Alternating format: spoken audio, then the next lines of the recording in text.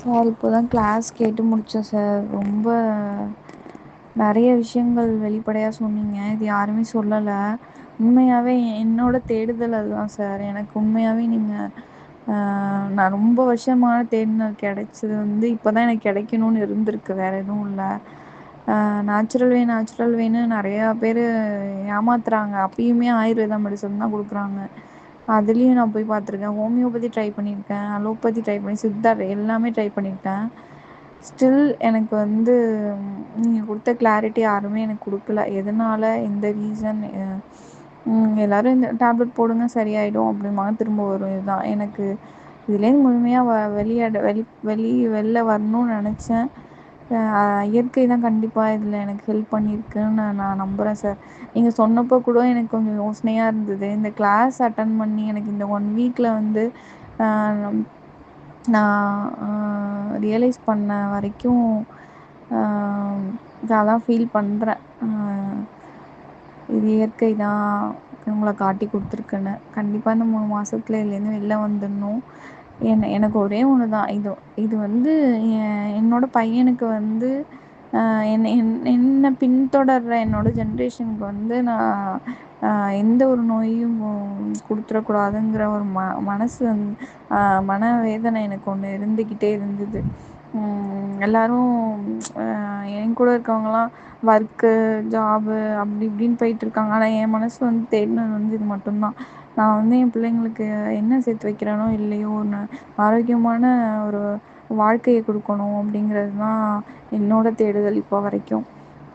கிட்டத்தட்ட 21 இயர்ஸ் நான் இன்ஜினியரிங் முடிக்கும் போது இப்போ எனக்கு 30 வயசு. என்னோட அதிகபட்ச தேடுதல் இந்த 30 வருஷத்தில் நான் அதிகமாக டிப்ரெஷனில் இருந்தேன். 2வது விஷயம் வந்து இது மாதிரி இந்த அல்சர் பிரச்சனைனால அவ்வளோ மனவேதனை சார். சொல்ல முடியாத மனவேதனை. பிள்ளைய கூட என்னால் பார்க்க முடியாது. ஆனால் பார்த்தாகணுங்கிற சூழ்நிலை வந்து ஒரு அது ஒரு மனநோயை வந்து கொடுக்க ஆரம்பிச்சிச்சு. எனக்கு டிப்ரெஷனை கொடுக்க ஆரம்பிச்சிச்சு. என்னை சுற்றி என்னை புரிஞ்சுக்காதவங்க நிறைய பேர் வந்து, நீ என்ன இந்த டாக்டரை பார்க்குறாங்க, இந்த டாக்டரை பார்க்குற, இது ஏதாவது ஒன்றத்தை ட்ரை பண்ணாலும் எனக்கு பர்மனெண்ட்டான சொல்யூஷன் கிடைக்கலையேன்னு என்னோட தேடுதல் இருந்தது சார். அதோட என்னோட தேடுதலோட விடை தான் சார் நீங்கள். கண்டிப்பாக இந்த 3 மாதம் எனக்கும் என்னோட ஃப்யூச்சர் ஜென்ரேஷன், என் குழந்தைங்க, அவங்கள தொடர்றவங்க எல்லாருக்குமே வந்து நான் அதை கண்டிப்பாக சொல்லிக் கொடுப்பேன் சார், நீங்கள் சொல்லி கொடுத்தத. ஏன்னா இதுதான் வாழ்க்கை வந்து வாழ்கிறதுக்கு தானே சார். அது எப்படிங்கிறத நான் சொல்லி கொடுக்கணுங்கிறது தான் என்னோட ஆசை. இப்போயே நீங்கள் கொடுத்த கான்ஃபிடென்ஸ்லேயே நான் பாதி மனநோயிலேருந்து வெளில வந்த மாதிரி இருக்குது எனக்கு. கண்டிப்பாக கூடிய சீக்கிரம் என்னோடய பயம், பதட்டம் இது எல்லாமே போயிடும்னு நினைக்கிறேன். சுத்தமாக என்னை விட்டு நீங்கிடும்னு நினைக்கிறேன் 3 மாதத்துல.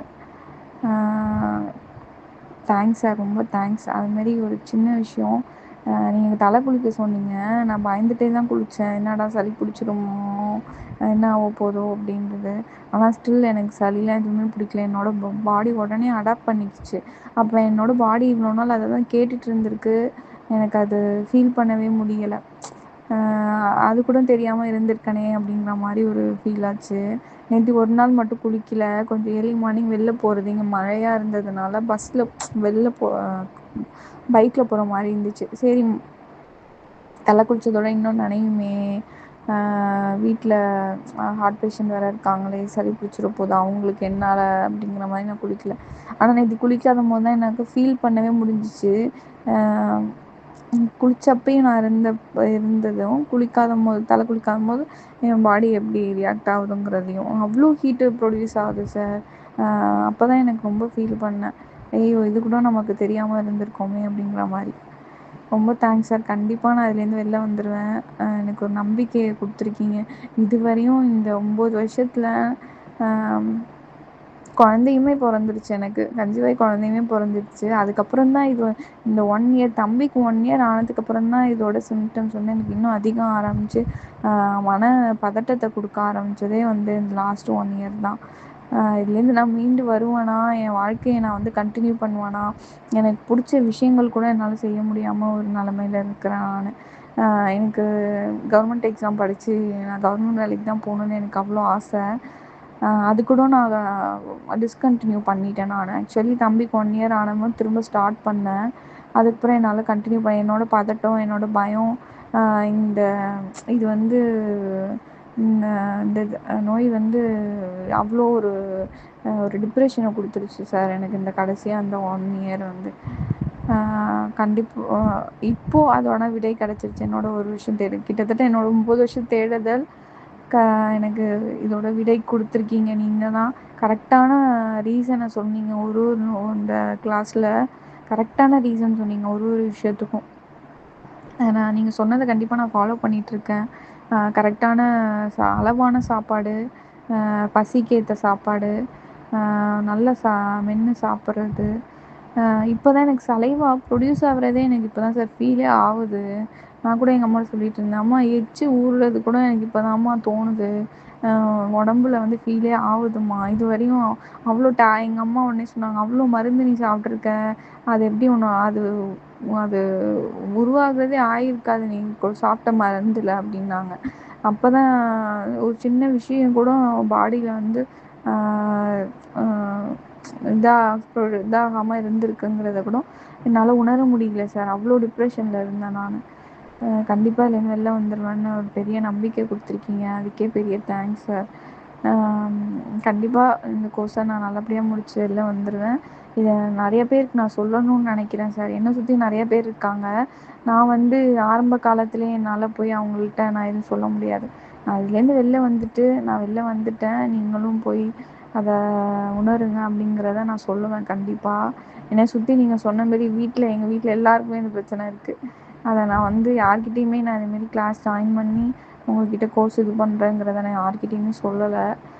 இன்க்ளூடிங் என் ஹஸ்பண்ட் கூட தெரியாது. அதனால தான் நீங்கள் வந்து ஃபீஸ் பே பண்ணுங்க யார்கிட்ட கேட்டுன்னு கூட சொன்னீங்க.